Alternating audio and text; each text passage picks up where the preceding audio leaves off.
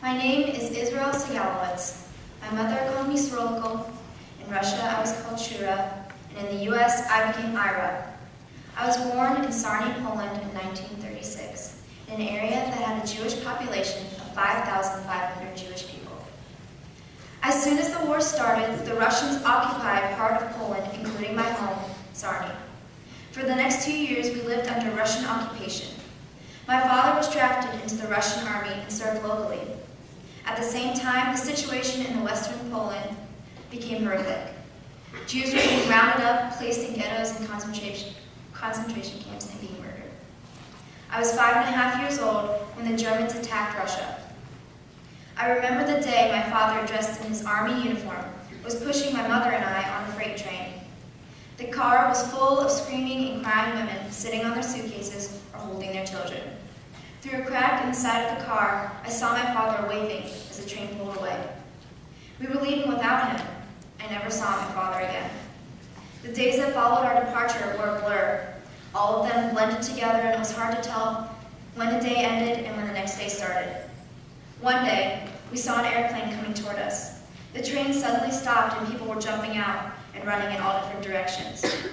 I still remember how tightly my mother was holding my hand and hollering, "Run, Ira, run!" Then the plane began to shoot. Everyone was screaming and running in all different directions. Soon, this became the normal routine. The planes would come, the people would run, the planes would shoot, and they would disappear. After the planes left, the screaming continued. People were trying to help the wounded, while others were digging shallow graves. During one of the plane's attacks, my mother and I were running away from the train, and she fell. My hand slipped from hers, but I kept running and was suddenly knocked to the ground by an explosion. My mother was far away and only saw the bomb fall. She heard the explosion and saw the ground flying. She was sure that I was dead. When she finally found me lying beside the crater, she hugged me so hard I can still feel her. After some time into the journey, the plane stopped coming. We were deep into the Russian territory. At a station near Saratov in the Volga River, my mother and I disembarked. Mother and I found a job working for food. Then, once again, we were fortunate enough to get on a cattle train, which eventually got us to a war industry government camp in the rural mountains near a town called Ufa. Most of the people on the collectives were women, children, and older men. All of the workers lived in close-by barrack-type buildings. We shared a room with the Gerke family of 3. Our room was 9 feet by 9 feet and had a tiny window. The exterior wall was not insulated, and the wind would whistle through the boards. There was no electricity or no heat. The room was bare except for 2 straw-filled mattresses on the floor and a waste bucket in the corner. My mother and I shared one mattress, and the second was shared by the Gerke family. The blankets were thin and did not keep us warm. Some nights, all 5 of us would squeeze into one mattress and use the second as a blanket. We did our best to get rid of bed bugs and lice, but each morning we would wake up with more.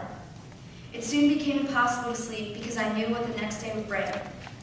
More pain, more work, and more bugs. All the inhabitants of a building shared a common kitchen to prepare the meals. There were 2 community outdoor toilets, but no showers or wash basins. I can't remember anything good that happened to me during our 4-year stay in Revka. The winters were brutally cold and seemed to last forever. The temperature almost every night dropped below freezing. Many mornings we would find snow so high that it covered our windows. On those mornings, the loudspeakers would wake us up a few hours earlier to shovel the snow, so that everyone could get to work on time.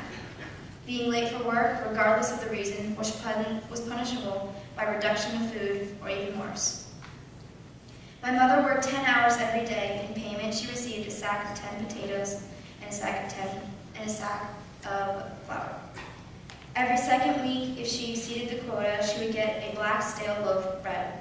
For both of us to survive on that meager ration, my mother would collect leaves from plants, roots, or whatever she considered edible, and mix it into some sort of soup. Whatever animals there were in the area quickly disappeared, and the occasional rat that ventured into the area was fought over, as if it were the greatest of delicacies.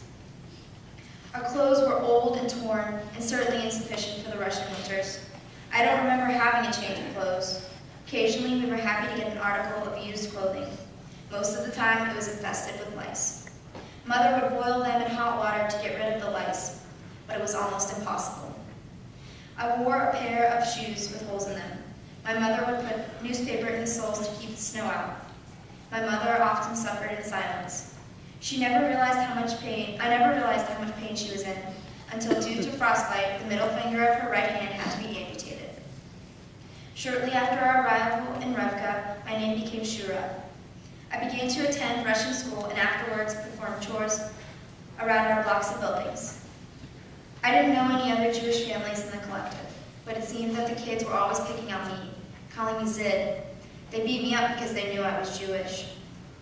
After the war ended and travel became possible, we started our journey back to Sarny, my home. For months, we and other displaced persons walked, caught rides on freight trains, wagons, and any other means of transportation, and finally made our way back to our home, or where it used to be. We found the ruins of our house. It had been destroyed, burned to the ground.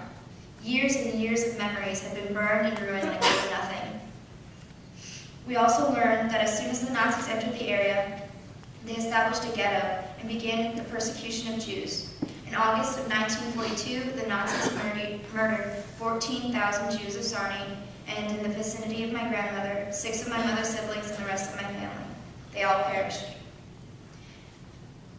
We moved on to a DP camp in Helene near Salzburg, Austria.